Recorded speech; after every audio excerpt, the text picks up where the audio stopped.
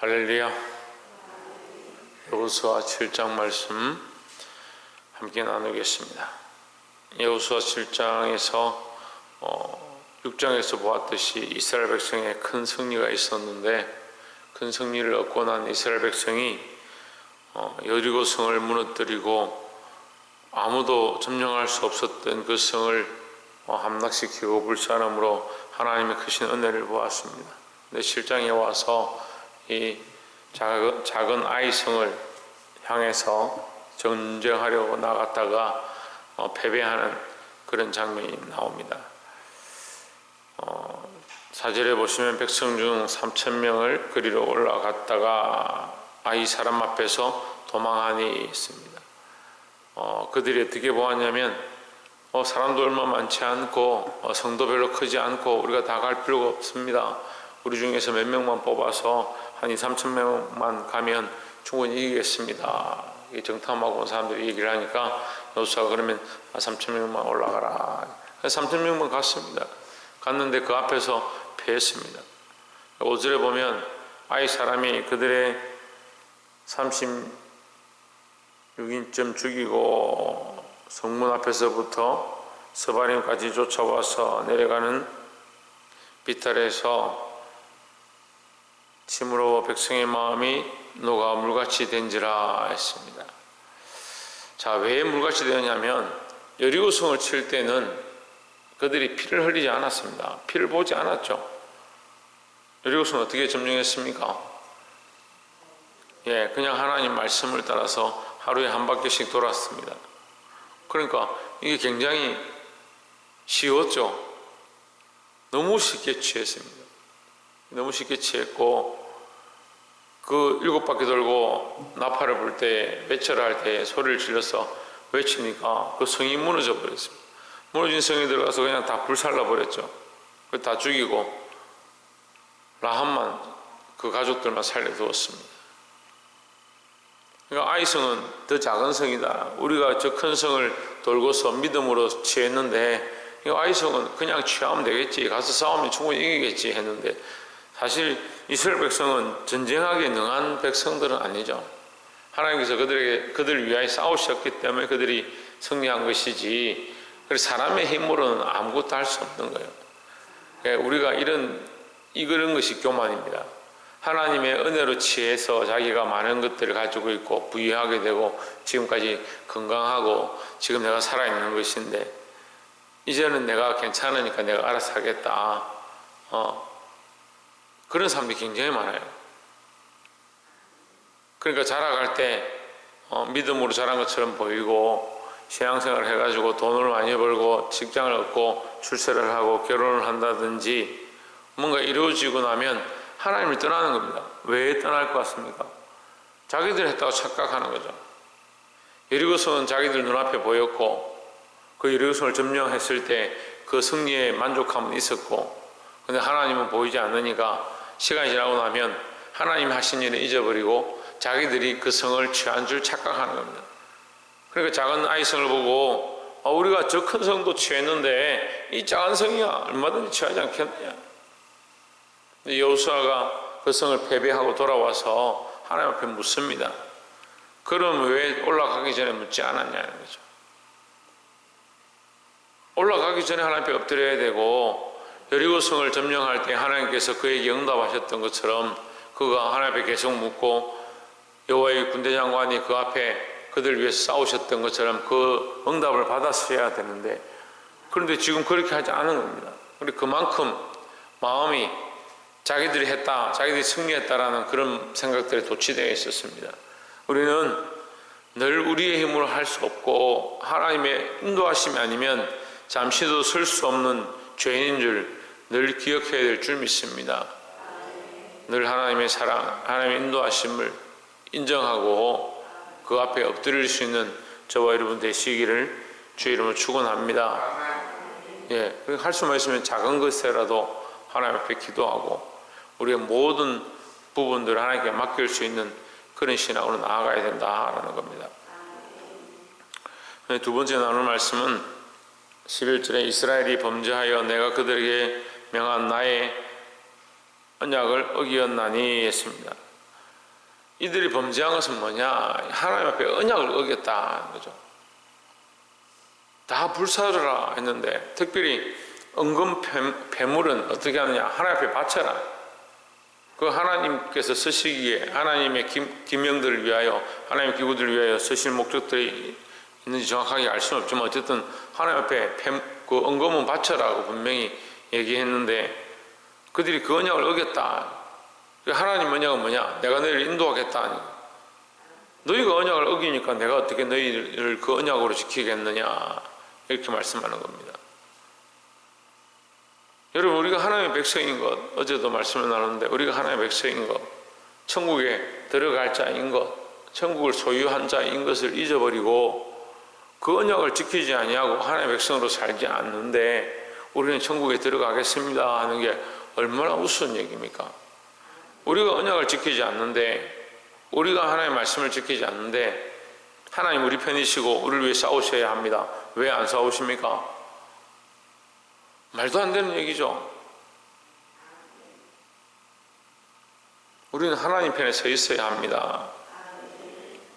15절에 보시면 바친 물건을 가져 바친 물건을 가진 자로 뽑힌 자를 불사르고 그와 그 모든 소유를 그리 하라.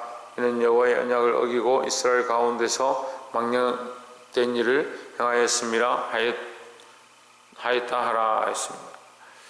이 망령된 일이 뭐냐? 하나님의 것을 취한 것입니다.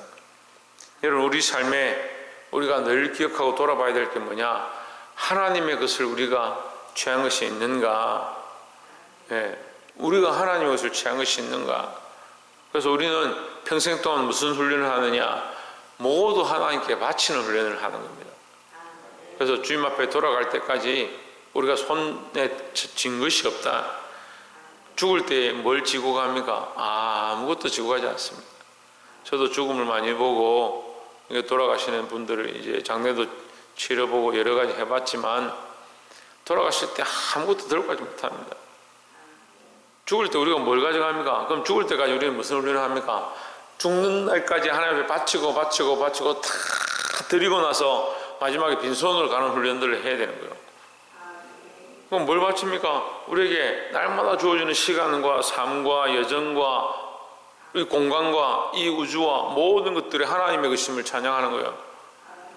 주 하나님 지으신 모든 세계 내 마음 속에 그리워볼 때 그 찬양을 부르잖아요. 왜 은혜가 됩니까? 이 온 우주 만물이 하나님의 것이다는 거예요. 그게 아름다워서 찬양하는 게 아니고요. 그게 하나님의 것이라는 거죠.